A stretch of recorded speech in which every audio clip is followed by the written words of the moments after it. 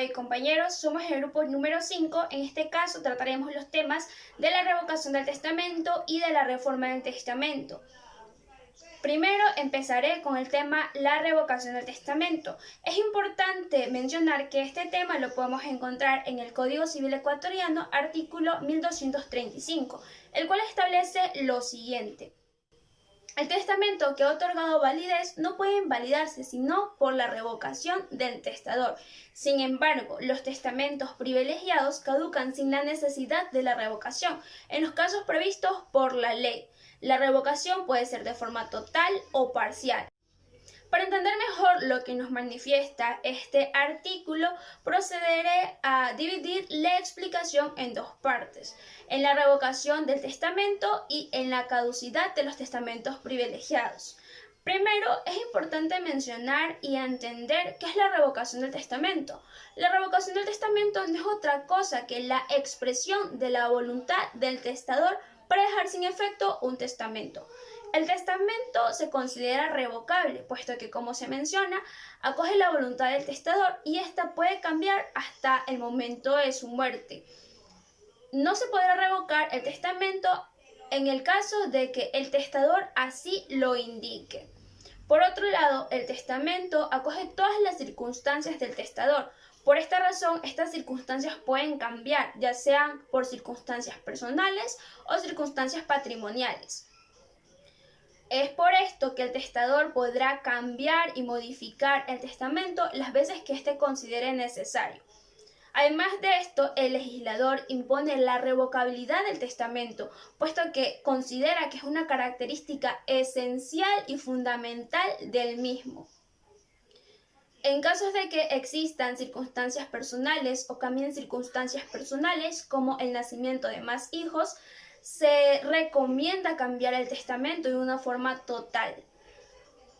De forma general, se puede decir entonces que el testamento acoge la voluntad del testador. Por esto, el mismo testador tendrá el derecho y la facultad de cambiarlo de forma total o parcial y modificarlo cuando éste considere necesario.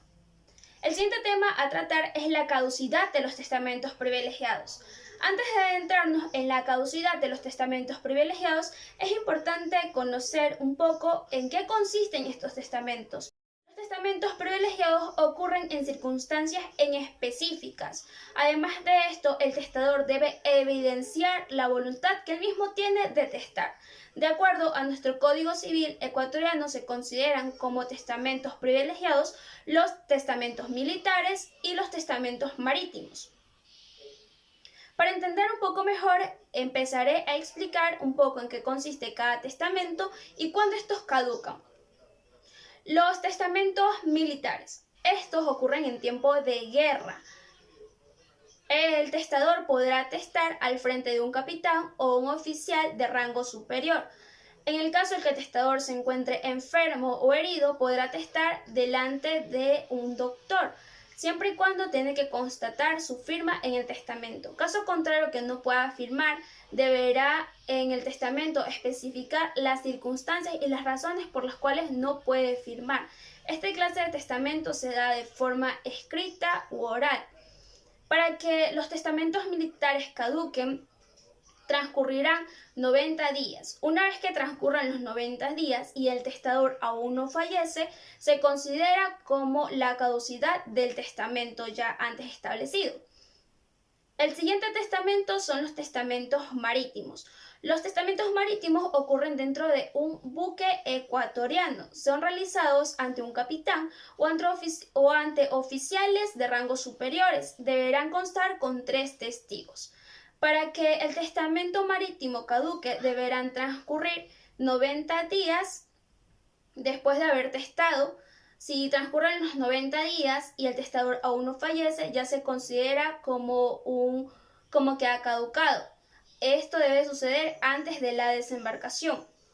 Otra forma de caducidad del testamento es cuando transcurren los 90 días subsiguientes a la desembarcación y el testador aún no fallece. El último punto a tratar son las formas de revocación Este tema lo podemos encontrar en el artículo 1236 del Código Civil ecuatoriano, el cual establece lo siguiente: la revocación de un testamento solemne puede ser de forma total o parcial por un testamento solemne o un testamento privilegiado, pero la revocación de un testamento privilegiado caducará con el que la contiene y subsistirá con el anterior. Se puede decir entonces que existen dos clases de revocación: la revocación expresa y la revocación tácita. Ocurre una revocación expresa cuando el testador otorgue un testamento nuevo y deje sin efecto el anterior. Por otro lado, ocurre una revocación tácita cuando el testador otorga un testamento y hace referencia a las disposiciones del anterior,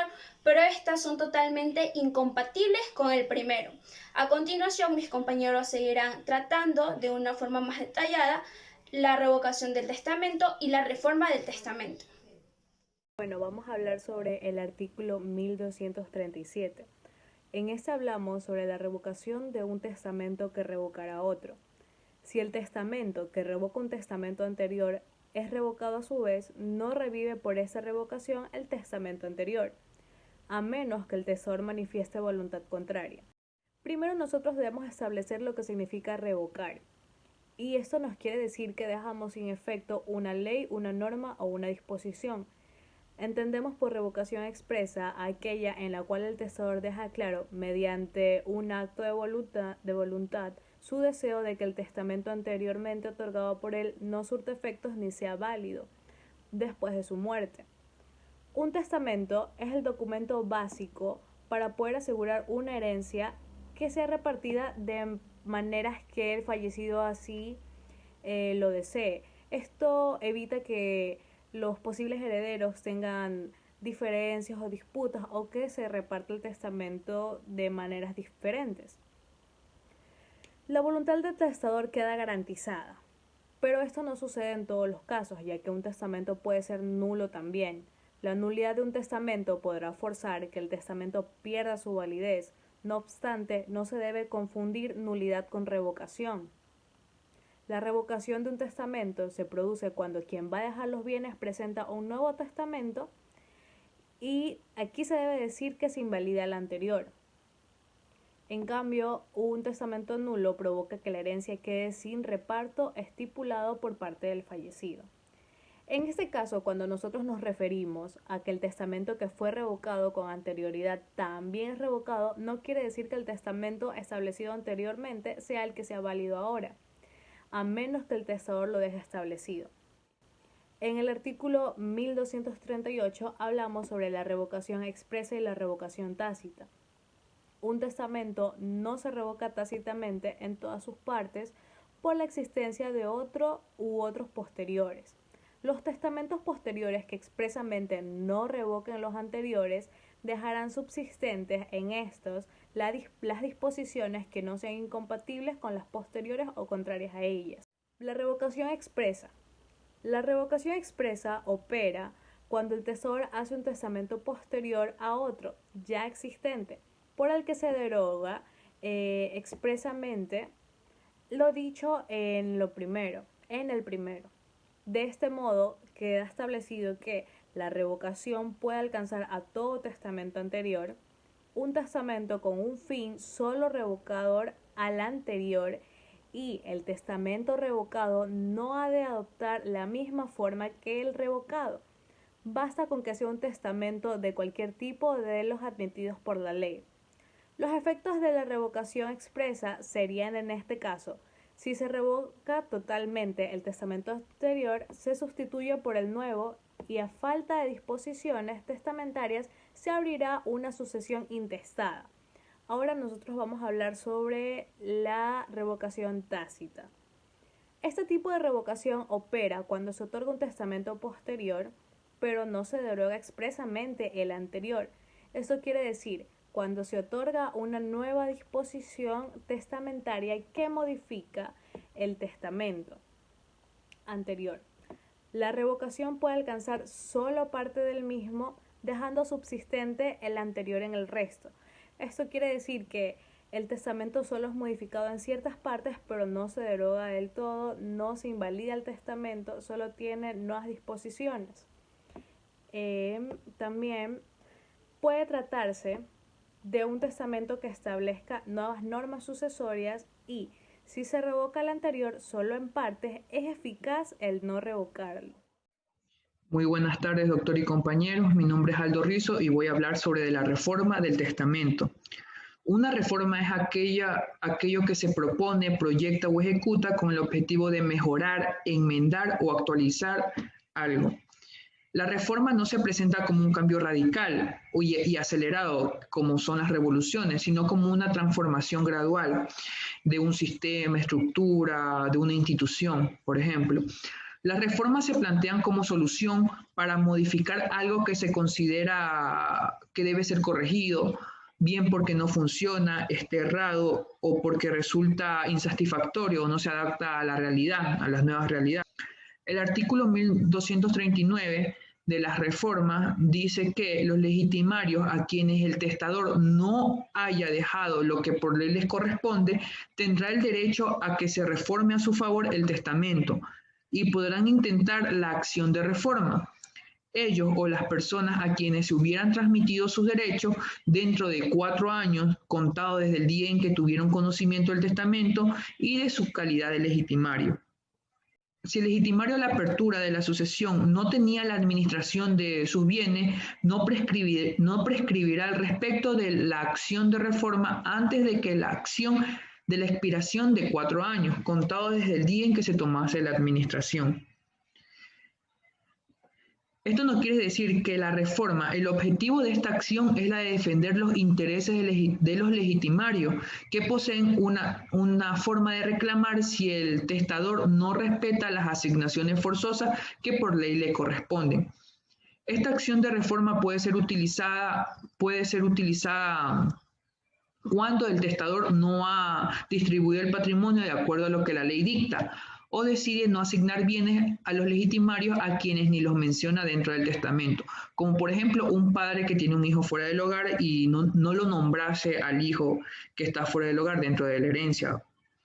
El heredero exigirá su derecho de heredero, demostrando su calidad con el acta de nacimiento dentro del proceso, que estuvieran iniciando los otros herederos o legatarios a quienes sí se les asignaron los bienes. Este busca que se reconozca el derecho patrimonial del legitimario, es personal, es transferible y es renunciable, ya sea expresa o tácitamente. Posee prescripción desde que el heredero tuvo conocimiento de las disposiciones. Se justifican estas características considerando que el heredero puede repudiar la herencia por ser un derecho estrictamente patrimonial y si él no ha exigido la acción de reforma del testamento, este prescribe en el lapso de los 4 años que dicta la ley. Esto se lo reconoce como una falta de interés del legitimario.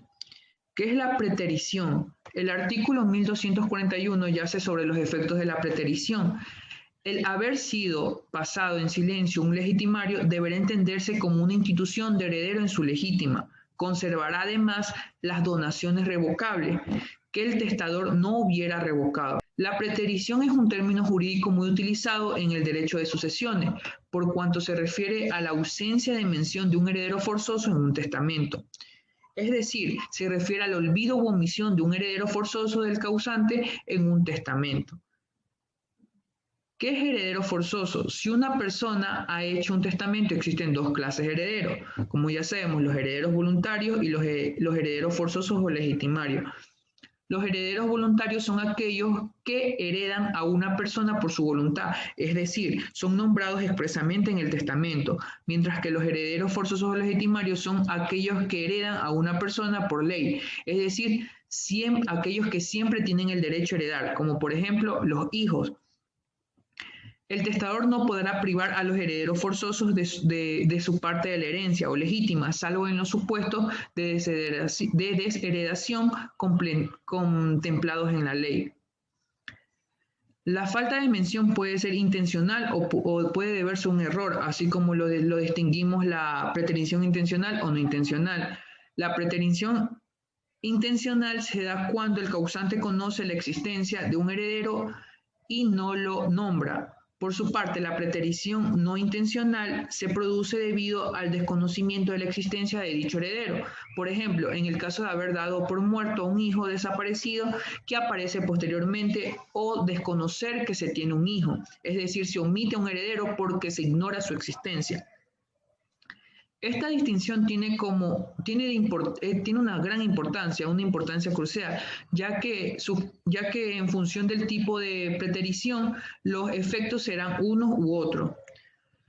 Para que una omisión pueda ser considerada una preterición, ha de referirse a uno o varios herederos forzosos, es decir, debe faltar la mención de hijos y descendientes, de ascendientes en el caso de no haber hijos, o del cónyuge viudo, siempre que no estuviera separado legalmente o de hecho.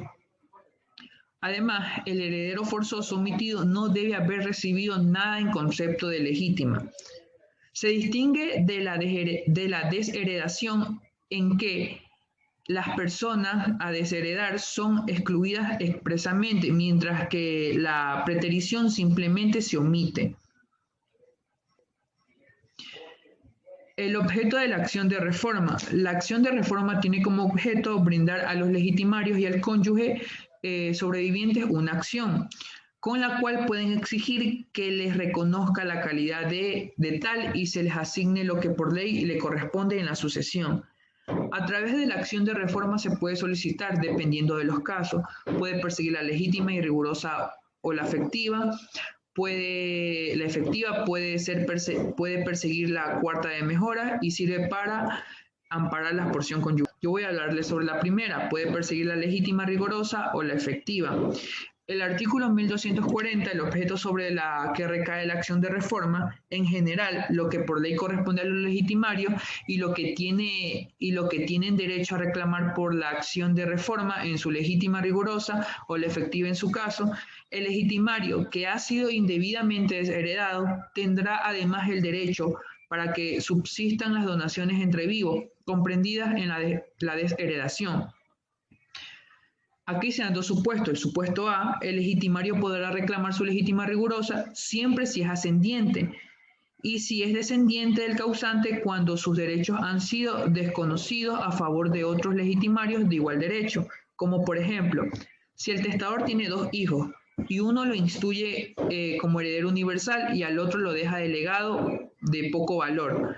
Este puede interponer la acción de reforma del testamento para reclamar su legítima rigurosa, o sea, partes iguales. Y el supuesto B, y la legítima efectiva cuando han sido desconocidos a favor de terceros extraños que no son legitimarios. Ejemplo, si el testador deja como heredero universal a una tercera persona y a sus dos hijos lo deja como legados, los hijos pueden proponer esta acción para reclamar su legítima efectiva, puesto que se les ha desconocido la mitad legitimaria y la cuarta de mejora, que solo puede ser asignada a los descendientes. El tercero lo que deberá recibir es lo que le corresponde por la cuarta libre disposición. En lo que referente al inciso segundo del artículo antes mencionado, se puede decir que el legitimario puede reclamar su desheredamiento mediante esta acción y podrá exigir dichas donaciones. Gracias. Hola, ¿qué tal, abogado y compañeros? Siguiendo con el tema, voy a hacer referencia al artículo 1242, 1243 y 1244 del Código Civil ecuatoriano. Pero antes de empezar, considero necesario recordar lo que mis compañeros habían mencionado, y es que bien la reforma del testamento tiene lugar cuando el testador no ha dispuesto de las asignaciones forzosas para sus hijos y cónyuges al momento de redactar el testamento. Pero, por el hecho de no haber revisado estas disposiciones, no significa que el testamento es nulo, y ante ello los perjudicados puedan solicitar lo que es la acción de la reforma del testamento, la misma que puede ser definida como aquella que corresponde a los legitimarios o al cónyuge o a sus herederos en caso de que el testador en su testamento no les haya respetado las legítimas, mejoras o incluso la porción conyugal según los casos, para pedir que se modifique el testamento en todo lo que perjudique dichas asignaciones forzosas. Y aclarado esto, voy a empezar con el primer artículo, que es el artículo 1242, que hace referencia a los sujetos pasivos de la acción de la reforma. Este artículo indica que contribuirán a formar o integrar lo que en razón de su legítima se debe al demandante los legitimarios al mismo orden y grado. Pero ¿quiénes son los sujetos pasivos? ¿Quiénes son las personas que pueden plantear la acción de la reforma del testamento? Los que tienen derecho a plantear de la acción de la reforma del testamento son, primero, los descendientes o los descendientes del testador, para que mediante esta acción se les reconozca su calidad, que se les asigna lo que es la legítima, rigurosa o efectiva o la cuarta de mejoras, cuando éstas han sido asignadas a otras personas que no son descendientes. Segundo, tenemos lo que son los padres del testador, para que se le asigne lo que es la legítima rigurosa cuando ésta ha sido asignada a otra u otras personas que no son legitimarios. Tercero, tenemos al cónyuge sobreviviente para que se le asigne lo que es la porción conyugal que le corresponde. Cuarto, las personas a quienes se les hubiera transmitido los derechos que le correspondían al legitimario. Aquí hace referencia al derecho de transmisión. Dentro de los 4 años mismos que son contados desde el día en que tuvieron conocimiento del testamento y de calidad de legitimario. Y por último, el número 5, tenemos el legitimario que ha sido desheredado sin justa causa, que además tiene derecho para que se suscitan las donaciones entre vivos correspondidas en la desheredación. ¿Contra quién debe plantearse lo que es la acción de la reforma del testamento? Cuando la acción de la reforma del testamento tiene como objeto que el actor de esta acción sean los padres o hijos del testador, para que se les reconozca la calidad de legitimario y se le asigne la correspondiente legítima rigurosa, esta acción de reforma del testamento debe seguirse contra la persona o personas a quienes el testador les haya beneficiado con tal asignación, sin ser hijos ni padre del testador. En el caso de serlo, se les haya dado se les haya hecho una asignación mayor a la que les corresponde. La acción de la reforma del testamento también debe plantearse contra la persona que ha sido beneficiada con la cuarta de mejora, sin ser descendiente del testador, siempre y cuando el descendiente legitimario del testador tenga por defecto reclamar la cuarta parte de mejora. ¿Sí? Y también esta acción debe plantearse contra los herederos o legatarios siempre que el cónyuge sobreviviente del testador tenga por objeto reclamar la porción conyugal que le corresponde. El último artículo que voy a hacer referencia es el artículo 1243, que habla sobre la cuarta de mejoras como objeto de la acción de la reforma. Este artículo dice que si el que tiene descendientes de los determinados en el artículo 1026 del mismo código dispusiere de cualquier parte de la cuarta de mejoras a otras personas, tendrán también derechos de los legitimarios para que se les reforme el testamento y se les adjudique dicha parte. En derecho de sucesión existe lo que es la figura jurídica de la cuarta de mejoras y de libre disposición, que no es más que la porción de los bienes de la persona que hace un testamento pueda distribuir libremente a las personas que estime conveniente. Por ley, los bienes de una persona que fallece se deben distribuir entre los herederos que tengan derecho, en este caso los legitimados.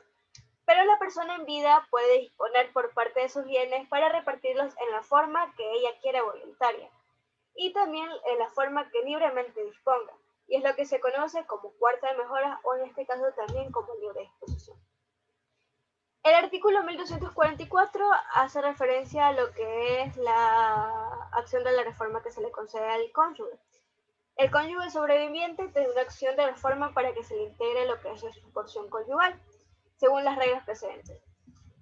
¿Pero qué es la porción conyugal? La porción conyugal no es más que la cuarta parte del matrimonio del causante en todos los órdenes de la sucesión, a que tiene lugar cónyuge cuando parezca lo suficiente para su congrua subsistencia. Además, tiene tratamientos diversos en el código, considerándola una asignación forzosa, deducción, cuarta parte, una parte, un complemento. Se concluye que es una deducción por cuanto el acervo líquido tentativo se debe restar lo que corresponde a la porción conyugal, según el caso. A la porción conyugal se la puede definir como la parte del matrimonio de una persona difunta que la ley asigna al cónyuge sobreviviente que carece de lo que es necesario para su congrua sustentación. Pero, ¿cuáles son los requisitos que se debe cumplir para tener dicha porción conyugal? Los requisitos que deben concurrir para que el cónyuge sobreviviente tenga derecho a la porción conyugal son: primero, que tenga el carácter de cónyuge supérstite; segundo, que sea capaz y digno; y por último, que en este caso sea pobre, o tal vez que no cumpla con las funcionalidades para su congrua sustentación. Así, de esta manera, la ley trata de proteger al cónyuge sobreviviente, otorgándole la parte que les corresponde por el concepto de porción conyugal. Este ha sido todo el trabajo del grupo. Espero les haya gustado mucho nuestra intervención.